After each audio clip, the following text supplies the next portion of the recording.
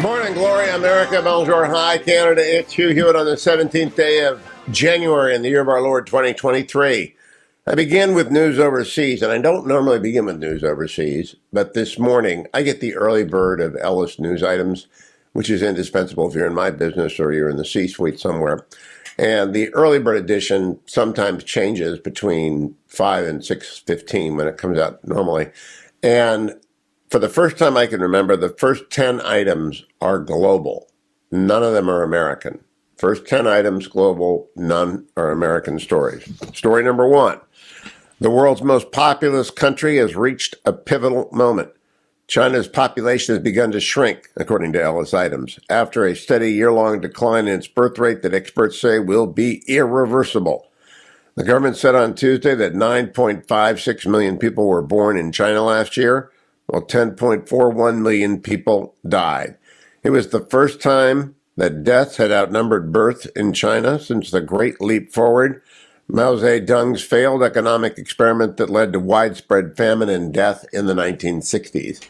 I don't think China's policies are going to be as bad as the Great Leap Forward turned out to be, or the Cultural Revolution, but that's an interesting thing. Item number two, China is the undisputed champion in artificial intelligence research. Nikkei study shows, far surpassing the U.S. in both quantity and quality. We have got to stop allowing that to happen. Three, the world's top 1% grabbed nearly 2/3 of the $42 trillion in new wealth created since 2020. That's from Oxfam. So the richest are getting really, really, really richest. Number four, the Kremlin is belatedly taking personnel mobilization, reorganization, and industrial actions it realistically should have been done before launching its invasion of Ukraine February 2022, and is taking steps to conduct the special military operation as a conventional war. Putin is settling in for a long, protracted war in Ukraine. Next, the conflict over Nagorno-Karabakh region of Azerbaijan is heating up again, and Russia, distracted and weakened by the war in Ukraine, has not stepped in. Those two fight each other over a particular pass again and again and again, and they are going to be fighting each other again. Russia normally maintains the ability to bring the two sides together, but Russia's got big problems elsewhere. Five, Germany has underinvested in its military in a way that is now becoming apparent. A Bundeswehr general has warned at the end of last year that the country is not in a position to fight a sustained war. In fact, the defense minister of Germany had to quit yesterday, Ursula von der Leyen, who has been awful. They've made so many promises to Germany that they have to Ukraine, Germany has, that even she had to recognize she'd done a terrible job. Number six, France got through 2022 in good shape financially, which is why when I do the market report, you'll hear in a moment, they're not having a bad day today. Not seven, I skipped one. Seven, one of Mexico's most powerful former officials will stand trial in the U.S. today, this week, charged with accepting million-dollar bribes from a violent cartel in the case with profound implications that would expose the inner workings of the war on drugs on both sides of the border. Genaro Garcia Luna, arrested in Texas in 2019, goes on trial. Watch that space. Seven, Israeli Prime Minister Benjamin Netanyahu said Sunday his government plans to charge ahead with the overhaul of his country's judicial system. Bibi is not intimidated by 10,000 people in the street. He's been fighting this war for 5 years. He got a mandate to change the judiciary. He won 64 seats. It was the first election in 5 that resulted in a decisive victory, and that's what he campaigned on. This is a international story. Across the country and world, university professors, department chairs, and administrators are starting to overhaul classrooms in response to ChatGPT, prompting a potentially huge shift in teaching and learning. Some professors are redesigning their courses entirely. I am not, because it's not a paper course, it's an essay course. Essay courses are hard to grade. They're a pain in the neck, but I've never done other than that, combined with a lot of memorization. You have to memorize 100 Supreme Court cases, and then you've got to do a couple of racehorse hypotheticals, and you can't chat GPS your way through that. And that is the first 10 stories and news items by Ellis. The world is becoming a small place. Now, what's coming in the third segment, I will dig into Bidengate because there's a lot we don't know. I was on Bret Baier on the special report last night. I'll give you a hint of, I'm going to play you the entire exchange between Bret, Mara Liasson, Harold Ford Jr., and myself. Again, Bret Baier has two Democrats and me on, which is fine.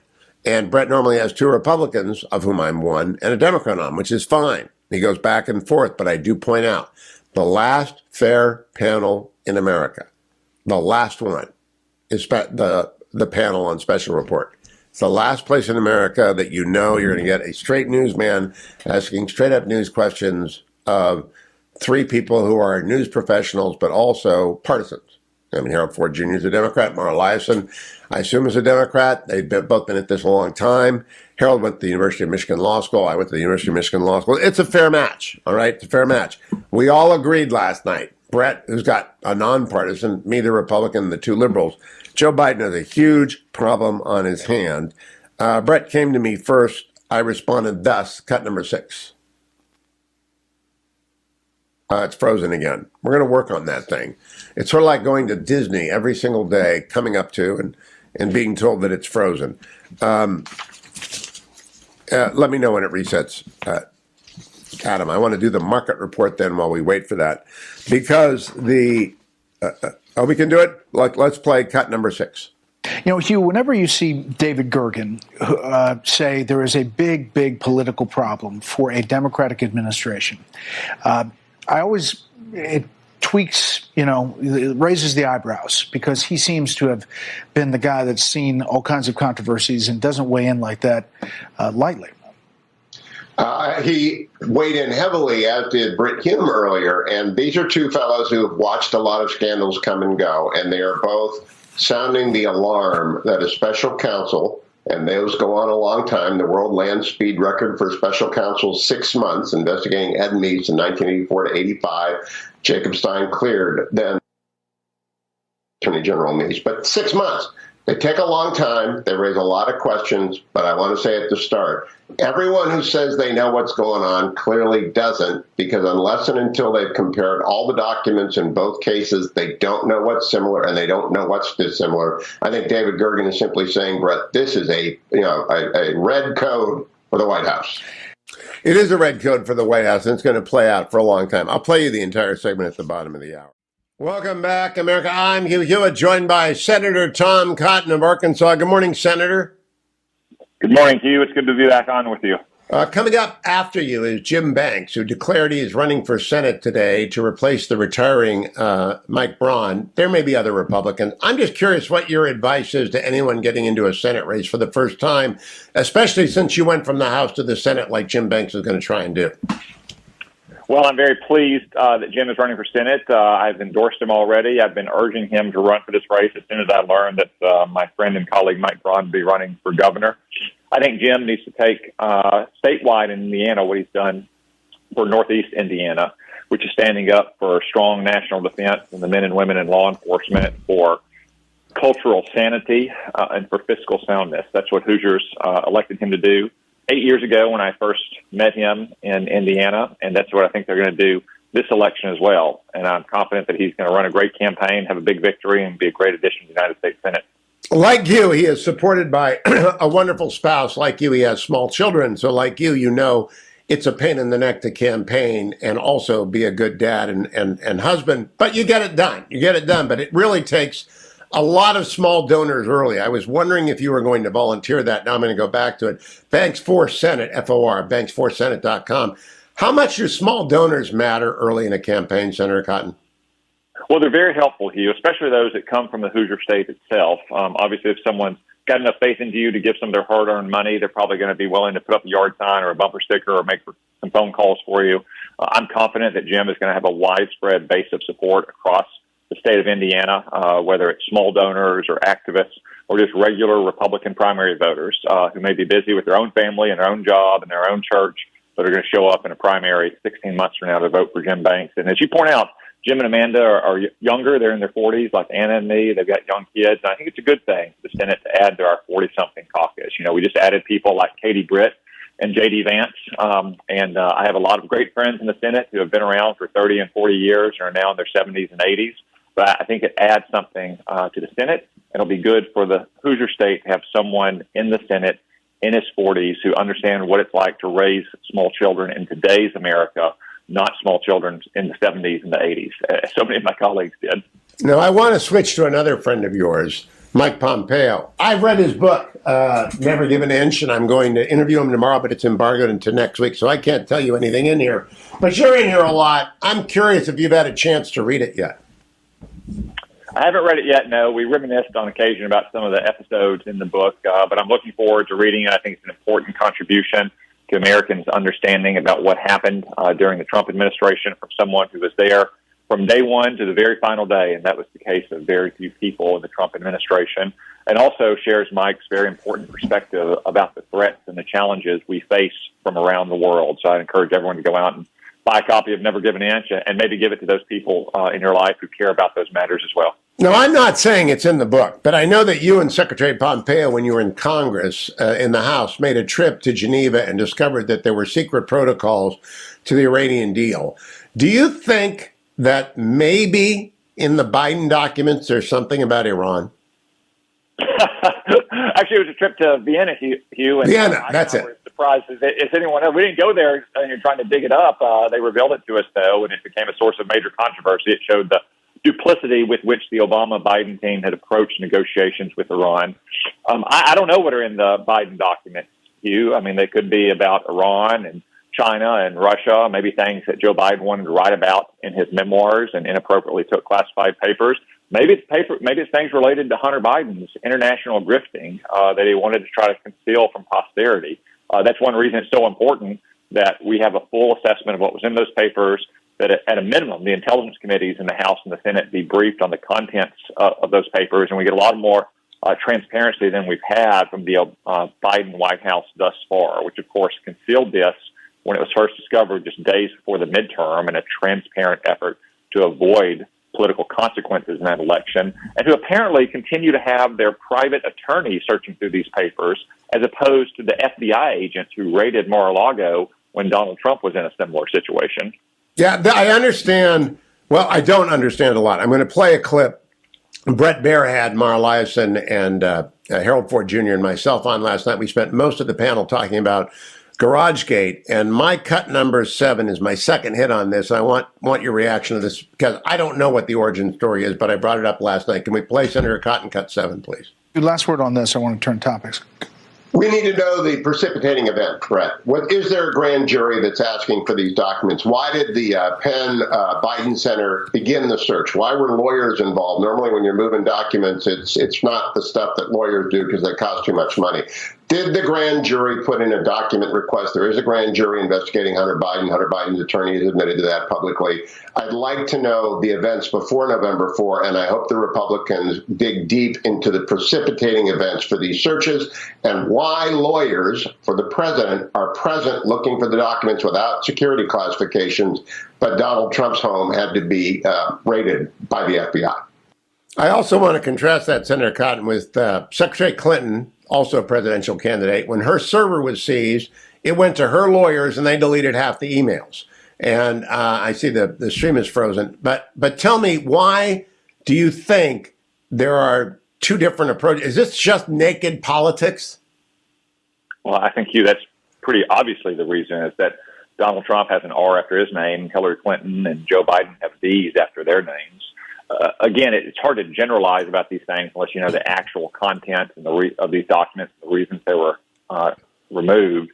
It is apparently a very common fact that when presidents and vice presidents leave office, that some of these documents can find their way inadvertently into boxes. It may have happened with Joe Biden. It may have happened with Donald Trump. It happened with presidents before them.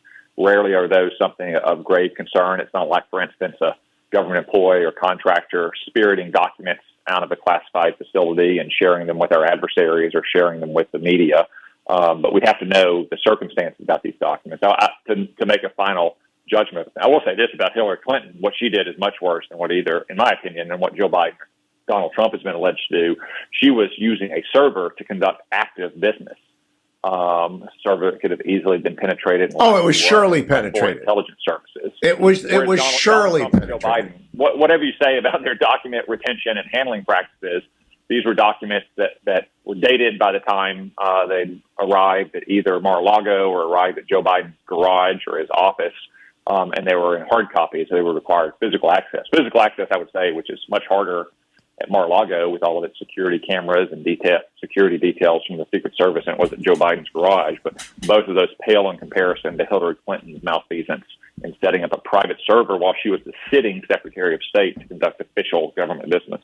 All right, Senator, I want to move to the presidential campaign of 2024 because you are not a member of it. You might be the only Republican not running for president. President Trump gave a interview to David Brody yesterday, the Water Cooler podcast. I just want to play a cut number 4 for our audience. Get your reaction to this. Those rallies were unbelievable, and he ended up beating Gillum. And most people thought he couldn't do that, but I thought he could. So I got him elected, pure and simple. He would have never, if I said I wasn't going to endorse you, and I was close, there was no reason to go wild about endorsing him. So, now I hear he might want to run against me, so we'll handle that the way I handle things.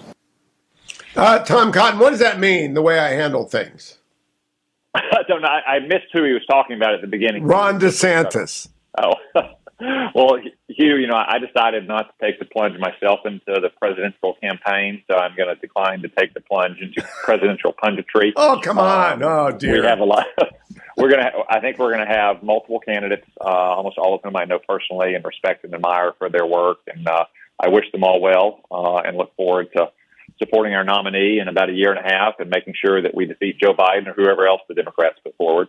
I have one more comment for you. The president yesterday was at Al Sharpton's National Action Network. Cut number 14, he's talking about weapons, about which you as an Army veteran know a little bit about. Cut number 11, please. And ban the number of bullets that go in a magazine. There's no need for any of that. I love my right-wing friends who talk about the tree of liberty is water with the blood of patriots. If you need to work about taking on the federal government, you need some F-15s. You don't need an AR-15.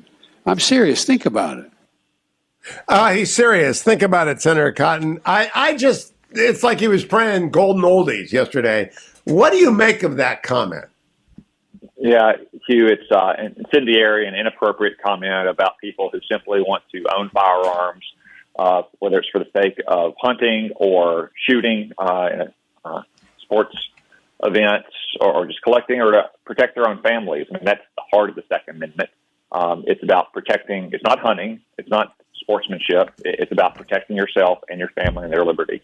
And as we see too often in America's streets today, the bad guys have weapons that have large capacity magazines. And if you're challenged by one of those in your home or in your backyard, you'd like to have the same capacity. Or if you're a military veteran who can put together and employ an M4, its civilian equivalent, the AR-15, when you wake up in the middle of the night in the dark because you did it a million times you're in the military and you're more comfortable with that weapon than you are with any other weapon, then why should a law-abiding citizen not be able to own that weapon? It is an insight, though, into how the Democrats think about your Second Amendment rights and why they ought not be given any power to regulate them. Amen. Amen. Last Biden quote from yesterday, because it goes to something we talked about, the 87,000 IRS agents. Cut number 9. Because I was disappointed to see the very first bill that the House Republicans, and Nancy, you probably rolling over when you saw it, are bringing to the floor that would help the wealthy people and big corporations cheat on their taxes at the expense of ordinary middle-class taxpayers. All these new IRS agents we have is because they fired a lot of them and a lot of retiring. And guess what? Who needs serious agents to know what they're doing and not doing? The billionaires, the multi-millionaires. Senator Cotton, that's the most absurd thing I've heard, but I want your reaction to that. The reason the Democrats hired an army of 87,000 new IRS agents is to harass middle-class Americans and especially small business owners. Multimillionaires like Joe Biden himself can afford fancy lawyers and accountants to minimize their tax burden. but small business owners, whether it's a dry cleaner or a small merchant or a plumber, they're working hard all day long at their business, trying to generate the revenue to pay the salaries and have a little bit of profit at the end of the year. They don't have the money and the ability to hire fancy lawyers and accountants like Joe Biden does. That's why the House Republicans took a stand against these 87,000 IRS agents, and we're going to try to do the same in the Senate.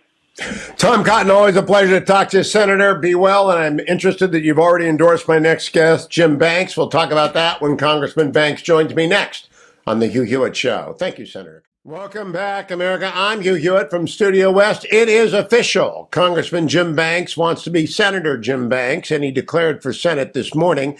His website is Banks for Senate, banksforsenate.com. Good morning, Congressman. Welcome. Congratulations. Tell us why you're doing this.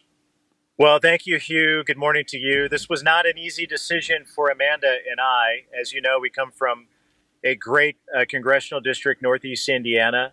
Some might call it a safe district. When Mike Braun announced he was running for governor, it opened up our Senate seat. And I just feel like we need a new generation of conservative leaders in the Senate to focus on the threats that we face, the China threat, the national security threats of our time. Most importantly, I've been a leader on the Armed Services Committee in the House the past 6 years, and want to go to the Senate and serve with a strong national security conservatives like Tom Cotton and others to focus on those threats. The national debt, $32 trillion. I have 3 daughters, 13, 11, and 9, and I'm concerned about what that debt is going to mean to their generation and their ability to pursue the American dream, just like I've been able to in my life. I grew up in a trailer park. My dad was a factory worker. He made axles all of his life. My mom was a nurse or a cook in a nursing home. And I've just had incredible opportunities myself. And I want my daughters and the next generation to pursue that same opportunity. But we know that American dream is under a threat more than ever before. And then the wokeness and the cultural issues of our time, from girls' sports and boys playing in girls' sports to anti-Americanism being advanced in our schools and pushed on our troops. We need to raise up a patriotic generation and the next generation of Americans, not teach them that America is anything but the greatest country in the history of the world. So that's why we came to this tough decision. I want to go to the Senate as a part of the next generation of conservative leadership, shake it up, and be there for long enough to make a difference. That's why I announced I'm running for the Senate today. I did not know, but Tom Cotton preceded you, and he told me he's already endorsed you, and so people can join and do endorsing Jim Banks at Banks for Senate, FOR, for Senate.com. But he also stressed the importance of early donations, small dollar donors. Are you encouraged by the early response to your candidacy? I really am. It's humbling to kick off a campaign of this magnitude and to go out and visit 92 counties all over my great state and make my case. It's, as you know, it takes money. It takes volunteers. We launched the website this morning. We filed the paperwork this morning, but we have to do a petition drive to get my name on the ballot. And that's going to take resources, people and friends, supporters, and financial support. So we launched the website, banksforsenate.com. You can go there. $5, $10, $25 donations, Hugh, as you know, they add up. They make a big difference, and we need all the help we can get. I'm the first one in the race, but I know it's going to be competitive. I know it could be a crowded primary, and it'll be the primary is next May, so we have a long ways to go. So your financial support means a lot. I'm not sure it will be crowded, Jim Banks. I know some people are urging former governor, a good man, Mitch Daniels, to run, but he's 73 years old. And, it takes 2 terms to actually get anywhere in the Senate. Other members of your delegation are too young and too controversial and they're not conservative. You are a center-right, solid defense conservative. I think you'd want armed services like the late, like Dan Coates. He's not the late Dan Coates. Like Dan Coates did when he was in the Senate. It would be good for Indiana. I'm not sure you'll draw a primary opponent, Congressman. Well, I hope not, Hugh. I mean, I believe that Indiana, being the conservative state that it is looking for the type of leadership that I provided in the House. So if we can clear the field, all the better. But I'm not taking it for granted. I'm going to work harder than anybody making my case around the state. This is a great state. We've had great leaders come from this state. You mentioned Dan Coates, who served in the House in my district before he became senator. Dan Quayle served my district in the House before he became a senator. Mike Pence, truly a great man of integrity, a great conservative. We've had a number of great conservative leaders from our state. I want to be the next generation of that leadership, and am excited about launching the campaign today. So congratulations on this. And I know you're probably going to have a lot of media across Indiana today. But my last point for people to know, you ran the RSC. Why does that matter to conservatives, Jim Banks? Well, the Republican Study Committee is the largest conservative caucus, about 2/3 of Republicans in the House. And I took a unique approach when I took it over a couple of years ago, and just really felt like Republicans needed to figure out who we are, what do we stand for, what is our agenda. I believe we're a stronger party when we marry the conservative three-legged stool of the party of Ronald Reagan with some of the populist, the best parts of the Trump agenda, like holding China accountable, like a focus on securing our border. Those are issues that matter to Hoosiers. And Republican Study Committee, we took a larger approach in articulating that agenda for our party. And I think we did it very successfully and gave voice to where Republican Party voters are today, and advancing an agenda that's going to win us back the White House in 2024, win back the Senate majority, and grow the House majority too. And when we do, then we have an opportunity to restore America.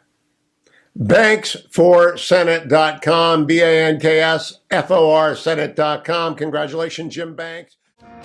Morning, Glory, America. Bonjour, hi, Canada. Greetings. I'm Hugh Hewitt in Studio West, joined by Mollie Hemingway, star of Fox News. Good morning, Mollie. How are you? Great to be here with you. I want to talk to you about GarageGate. I was on with Brett Baer last night, pointing out we do not know the origin story. All right, the story begins like the Big Bang on November 2nd.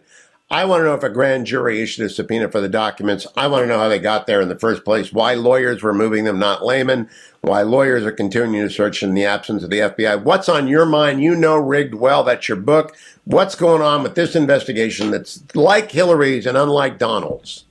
Well, like you, I'm also very curious why these documents, why were they being discovered? I do wonder, we know there's that U.S. attorney investigation out of Delaware that's looking into aspects of the Biden family business. Does this relate to that? Does this relate to how they were looking for information and the Biden team understood that they knew that there were these documents out there, and so they ponied them up? The story they've told thus far doesn't totally make sense. And so I hope that a very curious press will begin to press for answers on that. Now, poor Karine Jean-Pierre, who I call her poor Karine because it's so bad, has not been asked the obvious question. Has the president received a request from documents from the grand jury? Do you expect anyone will ask her that? I hope so. It's a pretty good question to get. I worry that with her, she will try to deflect literally everything by saying that there's a special counsel, and so she can't possibly answer basic questions about it. That's not an appropriate answer, and so I hope, again, that people will not accept an answer of being told that she can't say anything about what's going on here. Now, the next question is, she says the president's lawyers. That would be Bob Bauer. I was struck that Team Bauer was at the president's house when discovery number 3 was made. They don't have security classifications, and the FBI wasn't there. And my mind went back not to the Trump, the Mar-a-Lago raid, but to the Hillary Clinton server. Am I correct in remembering, Mollie Hemingway, that Hillary turned her server over to her lawyers? They deleted half of her emails, then they gave it to the FBI. Is that right? Yeah, not just that. That's bad enough. It's also just weird that when that happened and when that came out, the Department of Justice decided that there was no problem with that there weren't going to be any charges for destruction of evidence, that they would just accept everybody's story.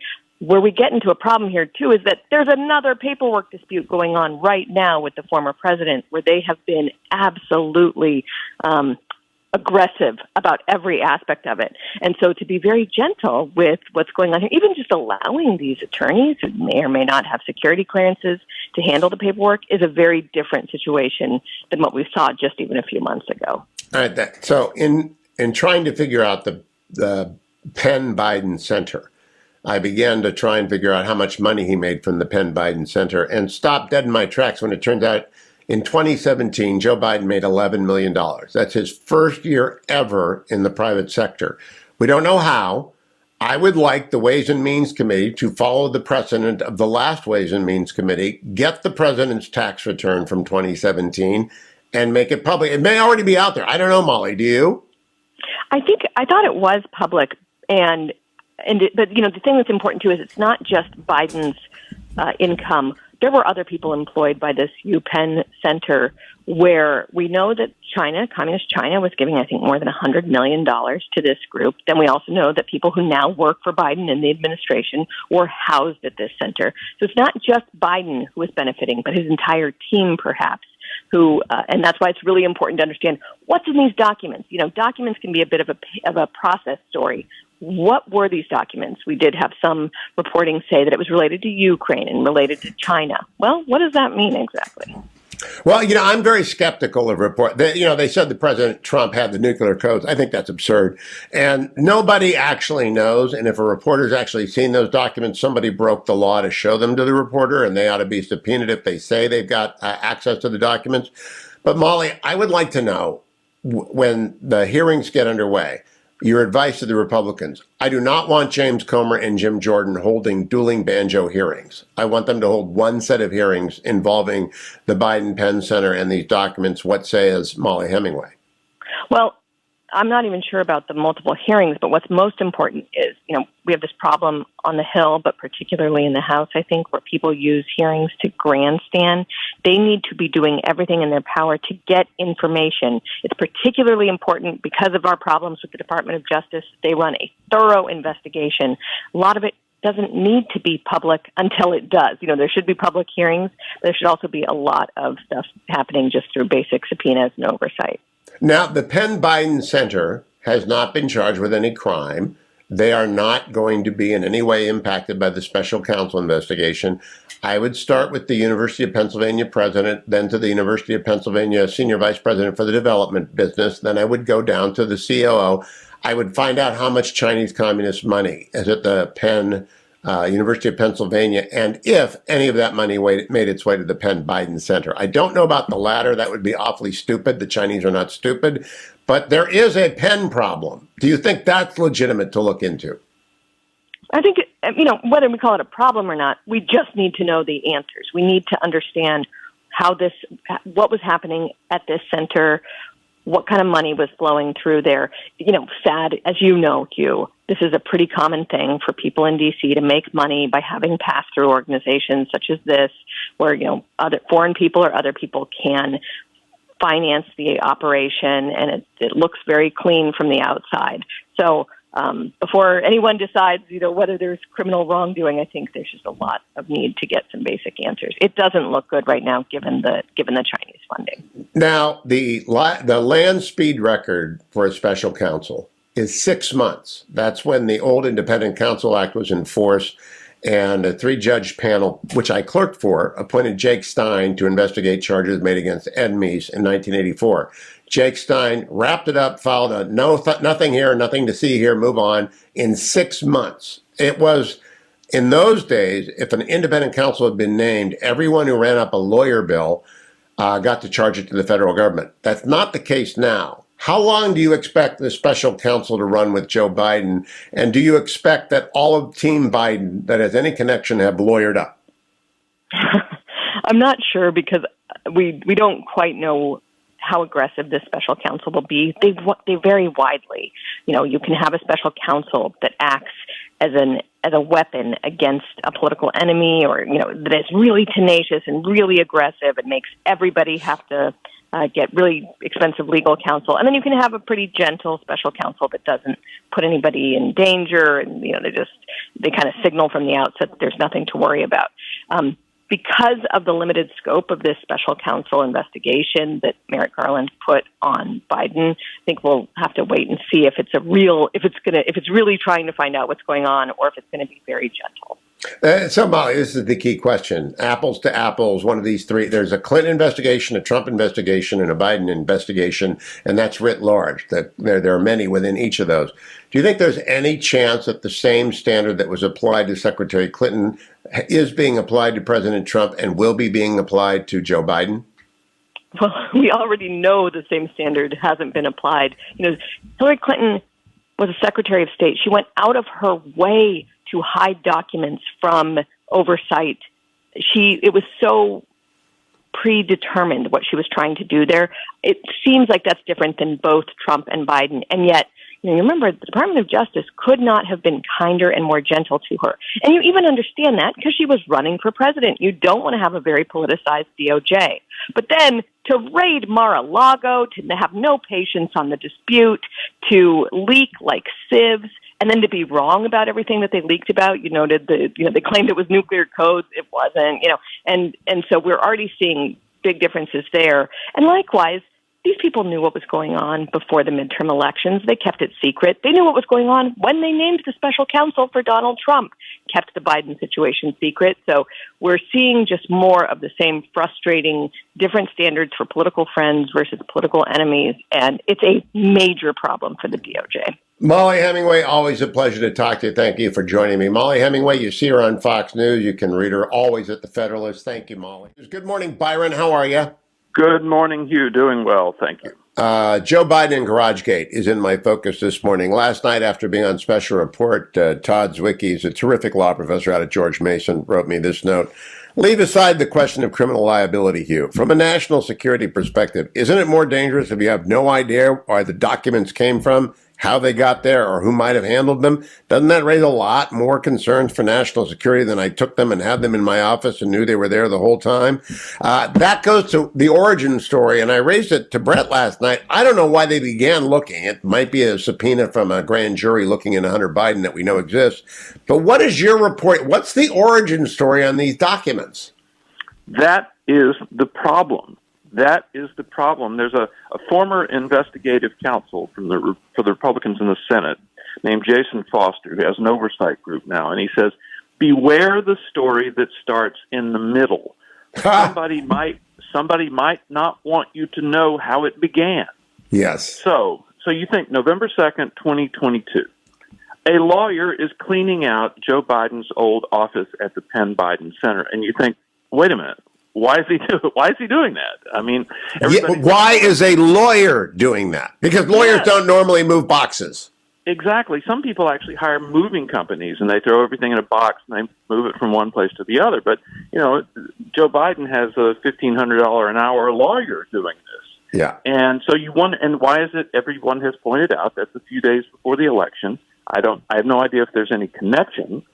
But the fact is, he had this office as a private citizen, his post-vice presidential office, and he becomes president on January 20th, 2021, and on November 2nd, 2022, the office is apparently only then being closed down for reasons that we don't know. So that's one of the many things that we don't know about this, and it points to the even bigger fact here is everything we think we do know, we've been told by Biden lawyers. Oh, it's such a Clinton server story, Byron.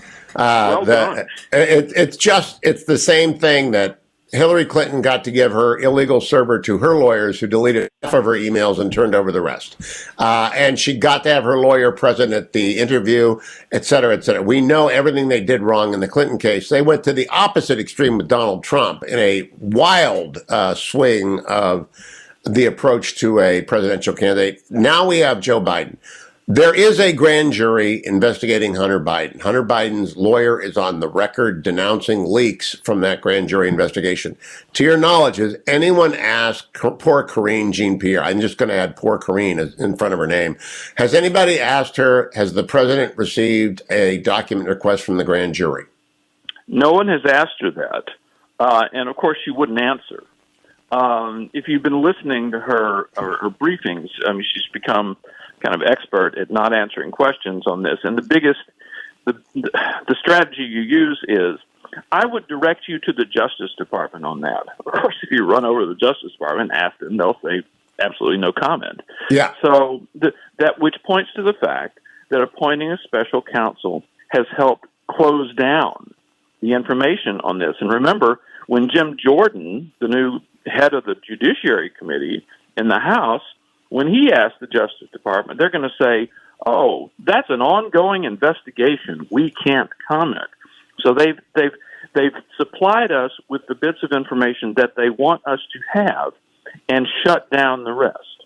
Now, the interesting thing that will come out of this is the president's lawyers have also been the referral from Karine Jean-Pierre. You have to talk to the president's lawyers. Bob Bauer is the president's lawyer. I do not know if Mr. Bauer has been asked if the president has received a documents request from the grand jury, but I'd like to know, why was the Bureau not involved in the search of the garage in the house? And I don't even know if the McLean house has been searched yet.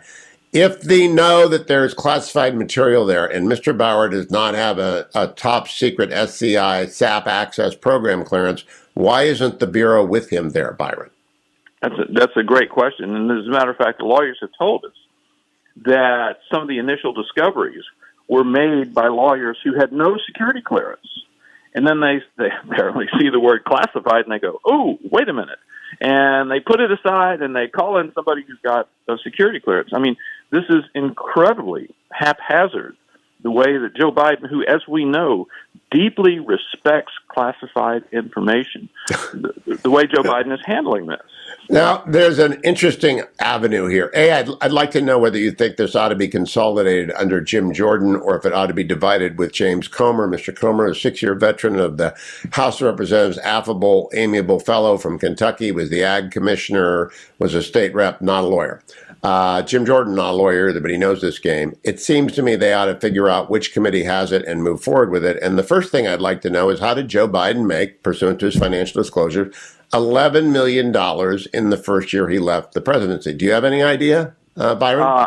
No, I don't. I mean, it was one of the things that people who look at the Hunter Biden situation have pointed out is, for many years, and Joe Biden served in the Senate from 1973 to 2009, I believe, long time. One of the things he always pointed out was that he was the poorest man in the U.S. Congress. And by saying that, he wasn't bragging about not having any money. He was saying, "I'm the most honest and ethical man in the U.S. Congress. All these other guys are getting rich doing whatever they do, but Joe Biden is clean as the day is long, and I'm the poorest man in the Congress." Now, what we saw in some of the Hunter Biden laptop material was Hunter Biden using the Biden's name to cash in, to make money, usually from sketchy foreign sources, and then actually paying some of Joe Biden's expenses. At least Hunter Biden complained about doing that. So one of the things that Republicans want to look at, and remember, Comer has said this is a Joe Biden investigation. One of the things they want to look at is how much money Hunter Biden used to pay for his father's expenses. Not giving his father a paper bag of cash, but paying some of his expenses so the poorest man in Congress could live a pretty good lifestyle. He made financial disclosure, it's on the record, he made $11 million in 2017. So it seems to me that the Ways and Means Committee, which was unaware of GarageGate when they made the decision to release the tax returns of Donald Trump, put the current president in the same box. We are now interested in the income and where it came from. It seems to me that the 2017 tax returns of President Biden have to be turned over to Ways and Means, whether or not they release them. They certainly have a precedent by which they might be released. They might want to look and see if those got audited, as the president's returns are supposed to be audited. But we ought to be able to know, since we now know where Donald Trump's money came from, where did Joe Biden's money come from? Because he wasn't a real estate developer. It's not going to be hard. $11 million, even if you're making $250,000 a speech, am I doing the math right? That's 40 speeches in 2017 for Joe Biden? Yeah. Okay, I don't think he did that. Donald Trump, we found out, and we knew this going in, had one of the most complex tax returns. Probably, I would assume, the most complex tax return of any president. Easily. In the era in which they were announced. And there were a lot of tax experts who who said, I can't quite get my hands around this. There's so many of these corporations and pass-throughs and all sorts of other things. Joe Biden, on the other hand, probably had one of the simplest tax returns because he listed as income his government job, his wife's teaching, a teaching thing for him, and that was it. And then all of a sudden, and you're right, it was a reasonably small amount of money. Then all of a sudden, he leaves the vice presidency on January 20th, 2017, and boom, he starts making really, really big money. Now, $11 million doesn't fall out of the sky. There's got to be a trail there, right? I think we may have lost our feet. There's got to be a trail there. And so how do you go about that trail? I think you bring over someone from the Office of Government Ethics. I think you bring over the IRS, and I think you ask Ways and Means to get his taxes. Do you think the Ways and Means Committee in the old Congress would have released Donald Trump's taxes if they had known that this was coming? Probably not. I mean, they knew they were setting a precedent. I mean, Yep. all the reports were that Richard Neal, then the chairman of the House Ways and Means Committee, was kind of reluctant, and he was being pushed by the progressives on the hotheads on his committee, but he went along with it. And they knew they were setting this precedent. And they knew it was good because it's in Washington. They knew it was going to come back and bite them at some point. And Byron, quickly, it's going to come back this fast. Is it the dog that didn't bark because they've been out there for a month and there is no tax story from the Trump release? Is there? Is there one big reveal from that story? I did a piece on that. Remember all the speculation about that? Yeah. Where did it go? We haven't had it because it's just not in there. The dog that did not bark is the story with the Trump tax returns. But good for the goose, good for the gander. Time to see Joe Biden's 2017 return. Put it out there, Ways and Means Committee. I'll be right back. Thank you, Byron York. Follow him at Twitter at Byron York. Follow me to the next segment of The Hugh Hewitt Show. I'm Hugh Hewitt. That music means Drucker's in the house. David M. Drucker with the Washington Examiner. Good morning, David. How are you? I'm great, Hugh. Good morning. David, tell me what you think about GarageGate. We spent almost all of the panel on Special Report with Brett Baer last night talking about it. What's your take? What are the pitfalls? What are the key things for people to know? Well, look, whenever the president's under federal investigation, whenever there's been a special counsel, it's not good for the president. It's not good for his party. And I think, number two, particularly for Joe Biden, who was elected to bring normalcy and competence back to the White House. And I say that, in other words, his voting coalition, the Republicans that he attracted to his coalition who were crucial to that victory in 2020, that's what they wanted. So none of this is helpful to him or his reelection prospects. On the other hand, just to round this out, I think House Republicans, congressional Republicans generally, run the risk of overplaying their hand. We saw this often with congressional Democrats and President Trump because, so far they are trying to equate Joe Biden's document problem with Trump's document problem, and they're not necessarily the same.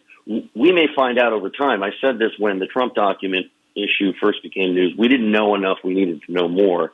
We may find out over time that Joe Biden's is worse. We may find out that it's not as bad. But every time you remind people that Trump also has issues, 7 years after Trump won the presidency, 8 years after he entered the political arena as a candidate, I don't think that's necessarily helpful to Trump. And I think it can undermine very legitimate oversight investigations into the Biden document issue if what you're telling voters is we're treating this as a political advantage, and we're not just letting the information hang out there for you to see. Yeah, I'm establishing a baseline early on. There are two separate cases. They could reach completely separate conclusions, and it doesn't matter how many documents. It matters what's in the documents, because one page of one document can get someone killed or an American interest completely overthrown. So it all comes down to one page and one document, not the number of documents, but it doesn't matter if you cooperate. What matters is what you took and what was used. I raised on the panel last night, David, that there's a grand jury investigating Hunter Biden. I suspect, and I discussed with one of my former colleagues in the White House counsel's office yesterday, that there is a grand jury document request out there that may have precipitated this search. Has anyone, to your knowledge, given an explanation for why there was a search of the Penn Biden Center and why then a search occurred at the house in Rehoboth, and thus far, no word on whether or not the McLean home has been searched, because Joe Biden have a McLean home too. No, look, I don't have any reporting to that effect. And I would say, one thing that theoretically could help Biden long term, if this is actually the case, particularly when you're making comparisons to the Trump document issue, is as far as we know, the issue of the documents is an issue because Biden officials, his lawyers, found the documents and then alerted the archives, who alerted Justice. And you don't see any belligerent tweets from President Biden arguing he did nothing wrong. But again, this is why I do not rush to early judgment on these issues, because it wasn't just the Penn Biden Center. Then it turned out to be the Wilmington home. Then it turned out to be the garage at the Wilmington home. So there's so much more we have to learn that, again, could make this either not so bad in the eyes of voters or a lot worse in the eyes of voters. And as you mentioned, it's also about finding out what is in the documents. And what caused them to start looking. My last question, I'm going to ask it of Byron in the next hour as well. The president's lawyers are conducting the search. Once you've found one document that's classified, that suggests other documents in the area may be classified, and that your lawyer, I immediately thought of Hillary Clinton's server being turned over to her lawyers at William & Connolly, I believe, and they deleted half the emails. You don't get to be the judge of what gets turned over, David. Was that appropriate for the president? Look, I think that from a political standpoint, the way he's handled the internal search, and the internal search has been fine. The issue has been the reveal. And, in that, well, we found some here. Oh, and as it turns out, we were now finding some here, and we found some there. And, then the White House sort of bobbing and weaving around what exactly is going on. I mean, if they're going to handle this properly politically, what you want to do is have all of your information and be as revealing as you can, without running afoul of the special counsel and the Justice Department generally. Now, I did note on special report last night, the land speed record for a special counsel is 6 months. Jacob Stein, 1984 to 1985. I was involved in that tangentially. I was clerking for the judge who chaired the 3-judge panel there. How long do you guess it will take? Just a guess, not holding you to it, for both the Trump and the Biden special counsels to close up shop. When will they go away? Right. Well, what's really interesting here, Hugh, is they always say this doesn't govern anything, but there's a re-election clock that's running, or there's a political clock, a campaign clock in 2024 that's running. I would guess no later than the end of the year, if not sooner. Okay, that would be very, very rapid by historical standards. Lawrence Walsh Lawrence Walsh may still be operating from heaven, a special counsel's office. David M. Drucker on Twitter, thank you. Follow him there. Follow me on Twitter as well, please, at Hugh Hewitt. We're at 199,000 followers. That was after the Great Purge, so maybe we'll get over 200,000 in the next couple of weeks. The 200,000 smartest people in America. I'm coming right back with Byron York. We're focused on GarageGate all day today on the Hugh Hewitt Show. Welcome back, America. It's Hugh Hewitt. Bethany Mandel is a columnist for Deseret News. She is also one of the funniest people on Twitter. Follow her at Bethany Shondark. I don't know why it is that, but Bethany, good morning. How are you? I'm good. How are you? I'm great. Bethany, I want to go back to Paul Ehrlich. Last week, by the way, you write a column for Deseret News. How often do you do that? About once a week. Okay. So Deseret News is a fine newspaper, and Paul Ehrlich is a crank. And everyone ought to know he's a crank. Would you explain why you made him the topic of your column last week? Yeah, so I saw this really sort of sad tweet from someone who said, Paul Ehrlich was very influential when I was in my 20s and 30s. And he said that there was a population bomb coming. And so I didn't have kids and I didn't have grandkids. And it's the biggest mistake of my life. Don't listen to this guy, because all of his pronouncements and all of his predictions never came true. We have the population of the world has increased, and yet none of his dire predictions came true. And so when he went on 60 Minutes and, was giving his latest sort of pronouncements about how the world is going to melt and explode and we're all going to die, climate change, yada, yada, the things that we've all been hearing for the last 10, 15 years, he was given a platform on 60 Minutes as if he's ever been right about anything. And this is just, he's 90 years old. I don't know why we still trust these experts who have never been right. But he was given a platform on 60 Minutes, and I found that to be really disturbing.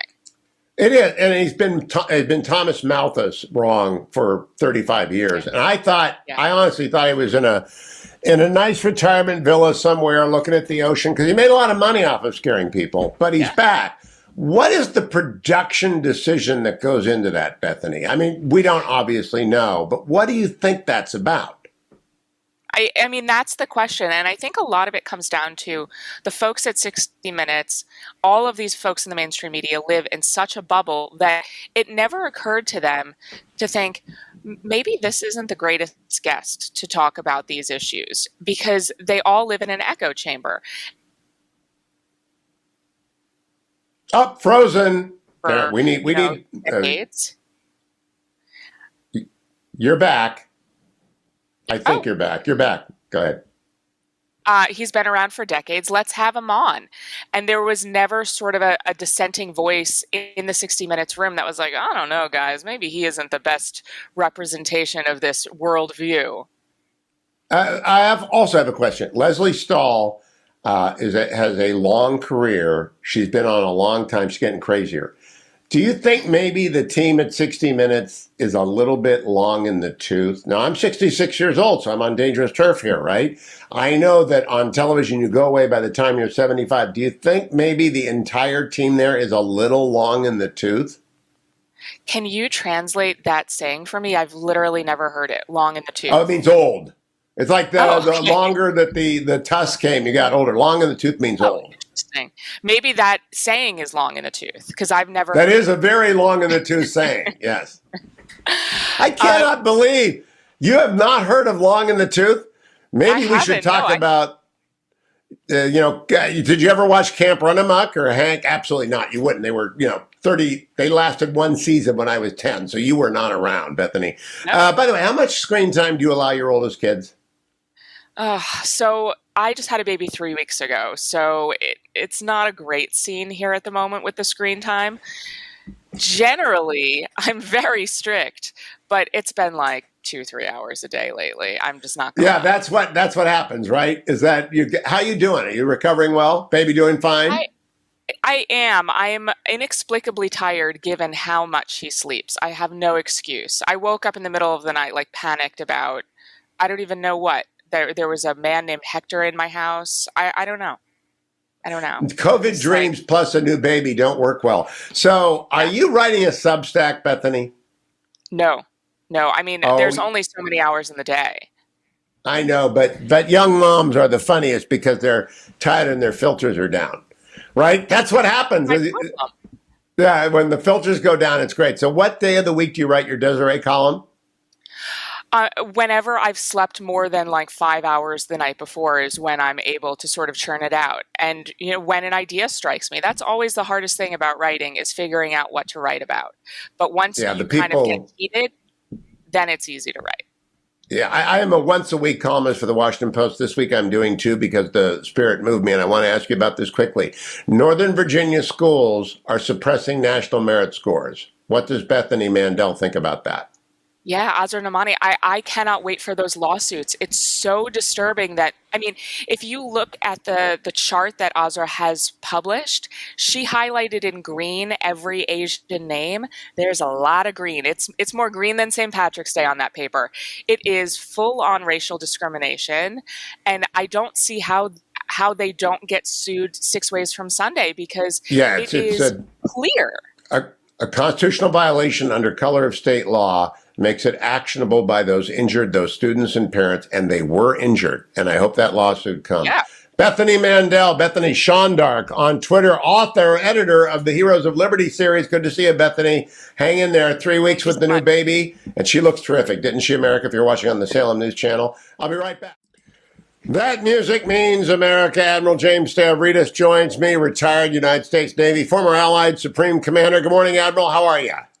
Doing well, Hugh. How are you? Good. I'm going to play a Do You Know game with you. My first Do You Know game is, do you know Hulasi Akar? Of course. Extremely well. He was the deputy chief of defense of Turkey speaks perfect English. When I was the Supreme Allied Commander of NATO, we had many, many wonderful interactions, and we're still in touch today. General, you threw me slightly by not giving his rank. He was General Hulusi Akar. He's now Defense Minister Hulusi Akar of Turkey. Okay, I'm laughing, America. If you're new to the show, I try and play Stump Stab every week, and I never have. So Hulusi Akar is in the lead story in Financial Times this morning. Turkey seeks to reassure allies on NATO enlargement.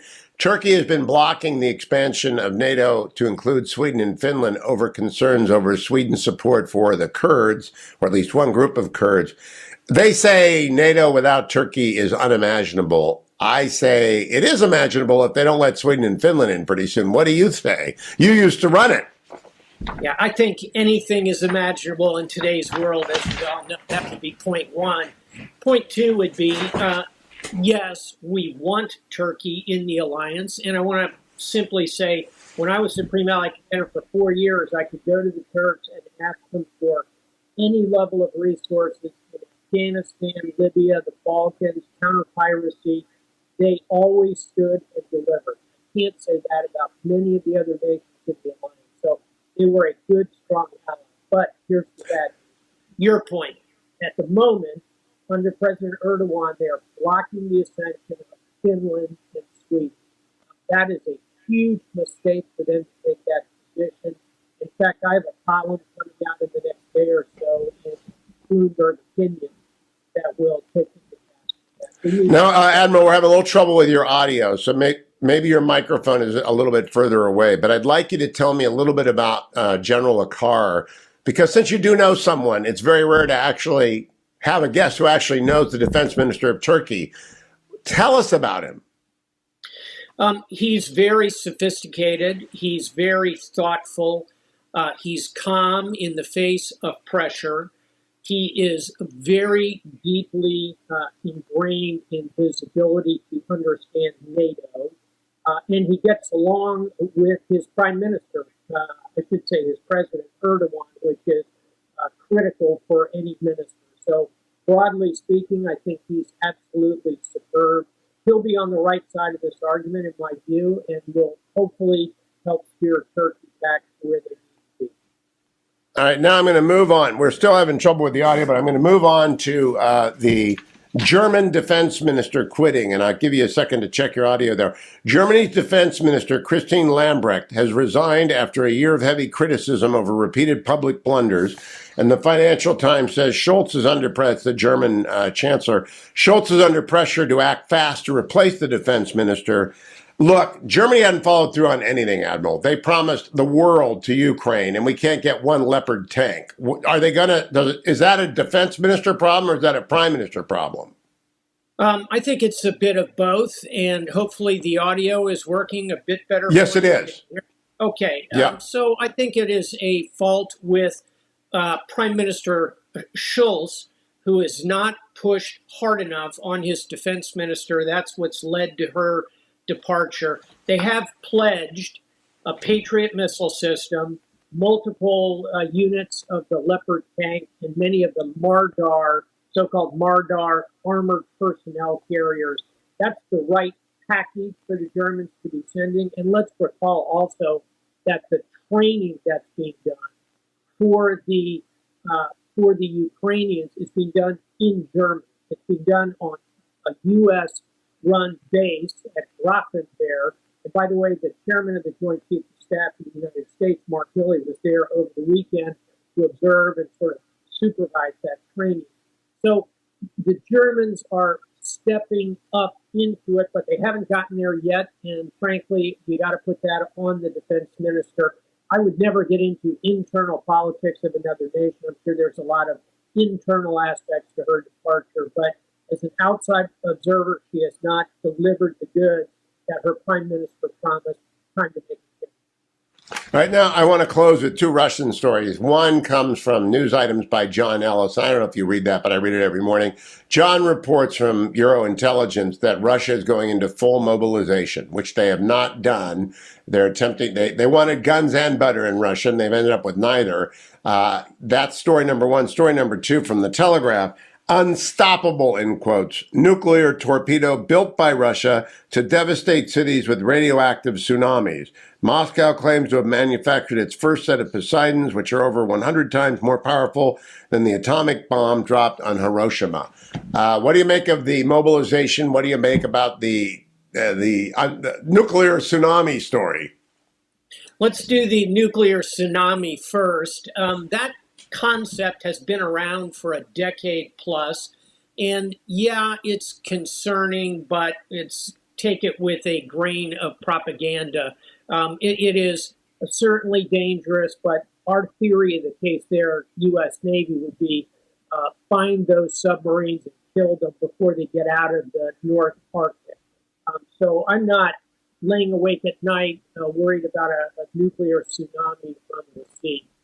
We always need to be mindful of advances, et cetera, but take it with a grain of salt. In terms of the mass mobilization, I'll believe it when I see it.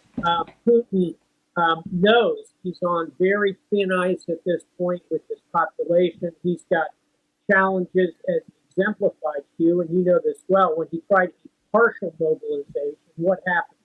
300,000, 400,000, maybe 500,000 military-age males departed the country. And here's a news flash. They're not coming back while Putin's on the point. And so I got two words for you: brain drain. Those are the smart ones. Those are the ones with access to the internet. So if he made a move to go to massive mobilization and cuts off the butter and says every male, including elders like Hugh Hewitt and Jim Stavridis, are available for my new grab, I don't think that's going to work out very well for him. So I think they'd put you back on a boat. I don't think they'd put me anywhere, Admiral. I think they'd make you sail, go back on that terrible carrier they have if it's still operating.